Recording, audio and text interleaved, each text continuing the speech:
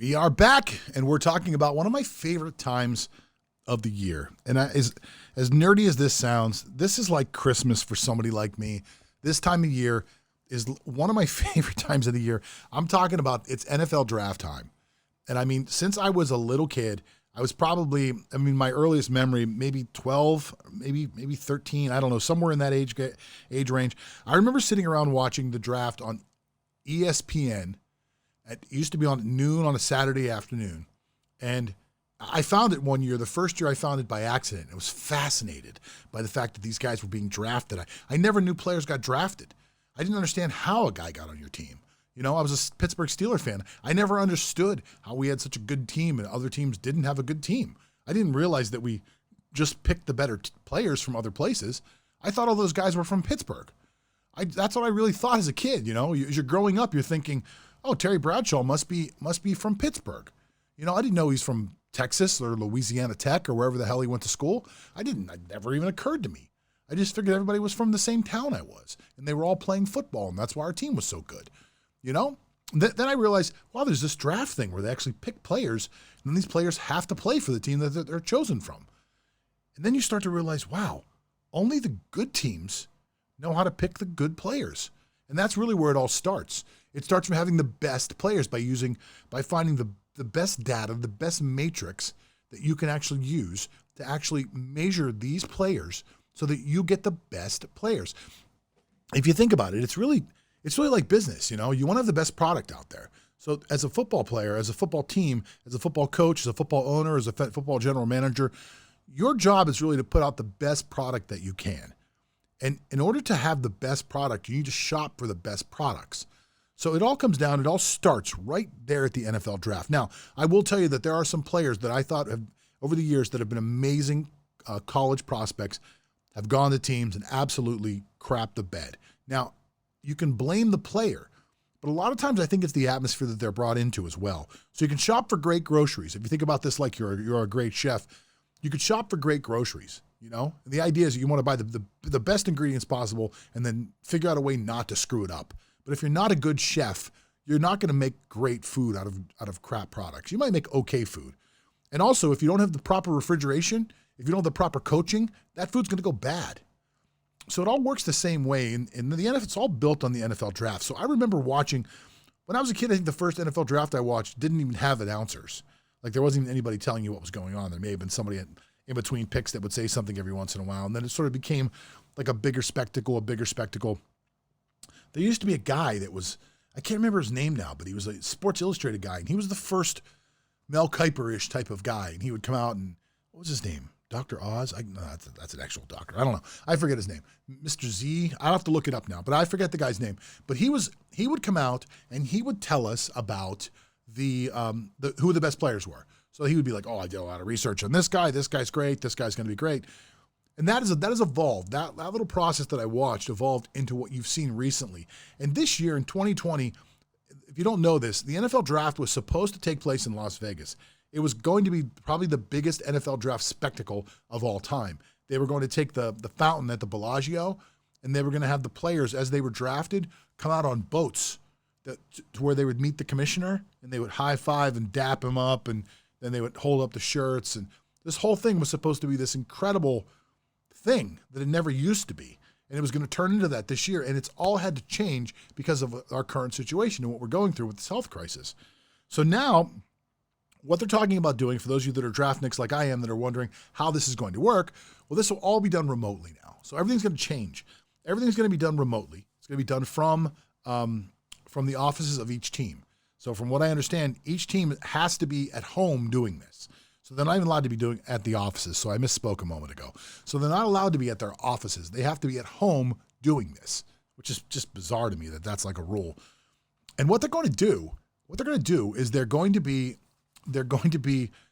sitting at home, and they're going to say, guys, email their choices in, and the commissioner will be someplace else, and he'll go on the screen and he'll say so-and-so. It's going to be bizarre to even watch. I got to be honest. I'm from a technical standpoint, I'm actually excited to see how they're going to pull this off and make it look good.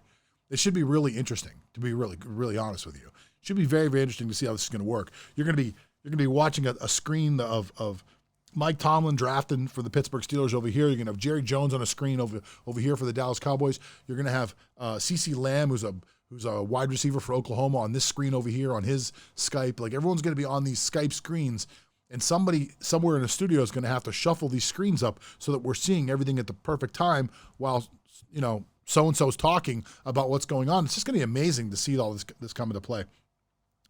Now, for me, I always think about, for those of you that follow me out there, you understand who I am. You understand what I do. For years, I owned several different businesses. And I kind of evolved as I got rid of those businesses into something else. I've always done investing on the side. And I kind of evolved into a person that is not just an investor, but someone that kind of created his own way of investing. And that's really built around sports. I'm what they call a sports trader. I trade sports like you trade stocks. And I don't gamble. I actually do a back-tested, analytical, data-driven research that I use to find historical patterns inside of a matrix that allow me to invest money inside these patterns that actually make money. And that's what I do. Now, a lot of this comes from the birth of this idea from me as a small kid, where I would sit around and watch the NFL draft, and I would understand that this data and this analytics, everything is built upon the fact that Joe Blow needs to be able to run fast. That Jerry over here needs to be able to do this, at a certain speed, and needs to be able to throw the ball like this. And it's all built on data and metrics and things like that. So I've been able to take this data and metrics and turn it into quite a lucrative living for myself. And I love to share that with everybody. And I also love to share some of my insight as far as that goes into all sorts of sports. Now, the reason I'm bringing all that up right now is because I'm actually going to talk about something that I think is pretty cool today.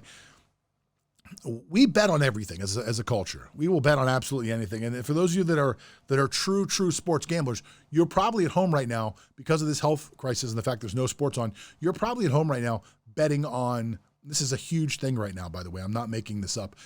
People are actually at home wagering on Madden simulation games. So two teams are playing on Madden, and they just put simulation, and then you wager on which team you think is going to win. This is really happening, and they're running tournaments, and people are actually wagering a tremendous amount of money on this. It's insanity. But anyway, as far as the NFL draft goes, did you know that you can gamble on the NFL draft? Well, you can. There's something called prop bets, and if you don't know what prop bets are give you the ability to actually bet on anything. So if you've watched a Super Bowl, because there's only one game going on for the Super Bowl, there'll be like 9,000 prop bets that go on. So a prop bet for the Super Bowl could be, how long do you think the national anthem will be? Over or under 1:30. So there's some really cool prop bets going on right now for the NFL draft. You can bet on how many Clemson players will be taken in the first round, how many Alabama players will be taken in the first round, how many Auburn players will be taken in the first round, how many Big Ten players will be taken in the first round. You could bet on where you think certain players will be drafted. One of the big quarterbacks for that are coming out right now is Justin Herbert, who's from Oregon. So they're pretty much picking to be the third quarterback after Burrow and Tua. So where will he go? Is he going to go fifth or under, like 1 through 5, or is he going to go 6 or over? And there's odds on things like that. You can look it all up if you're looking for something to do at home that'll keep you interested. You could do some really cool prop bets for the NFL draft that'll keep you kind of entertained. Now, what I would love for you guys to do right here, and I know that this is probably going to go on YouTube. For those of you listening on our podcast, you don't have the ability to do this, but for those of you at home that are listening, that are going to be watching this on YouTube, which is new to us, if you can find this video, I would love to hear your NFL draft experience. That's really what I'd like to know. So tell me about your NFL draft experience. Tell me about the first time you watched the NFL draft. Tell me if you have the same excitement that I do about this time of year, about how exciting this is. The worst part for me this year is, as I've mentioned several times, I'm a Pittsburgh Steelers fan, and we have no first-round draft choice. So I have to wait until the second round, which is really the second day, to open up my gifts. So it's like the worst time ever. I never remember a time where in my lifetime where we have not had a first-round draft choice.